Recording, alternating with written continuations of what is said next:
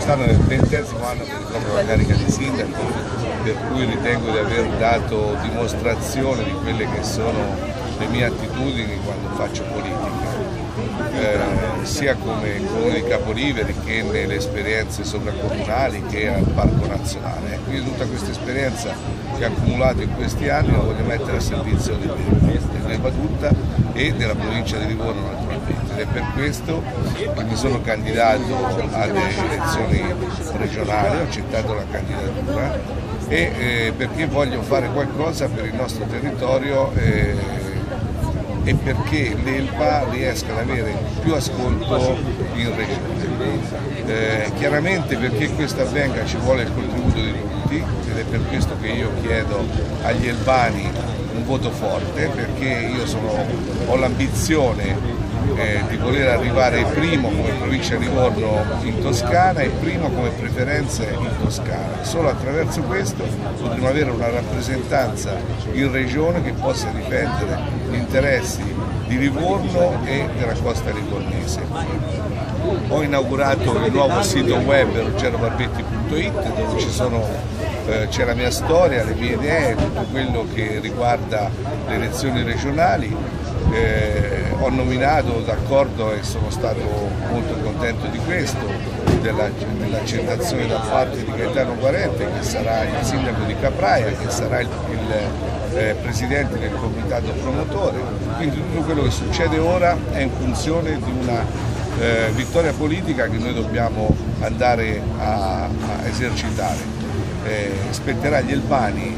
se andranno a votare convintamente, se in massa e se daranno la loro preferenza al sottoscritto, di avere qualcuno che potrà tutelarli e mi metterò a servizio della nostra comunità nel momento in cui ci sarà l'occasione di essere un consigliere regionale.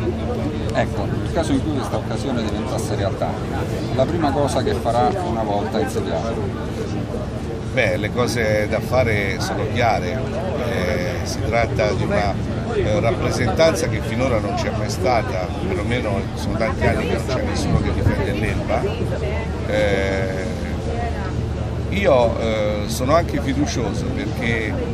Forza Italia sta recuperando tantissimo le sondaggi in Toscana e sono fiducioso che possiamo arrivare anche al ballottaggio con Rossi. È chiaro che se questo succedesse si aprirebbero tantissimi mondi,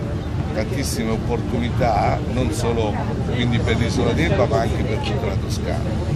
E io con la mia esperienza credo di avere la possibilità di aspirare a qualcosa di importante.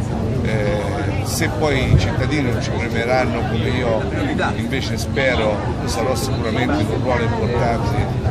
all'interno del Consiglio regionale, in quelle che sono le commissioni più strategiche, sicuramente da quella sulla sanità a quella delle attività produttive. La sanità è un bene di tutti i cittadini, è un bene che dobbiamo difendere a tutti i costi, però dobbiamo difendere il nostro ambiente, dobbiamo difendere le nostre aziende, la nostra economia. Se pensiamo a quello che vuol dire la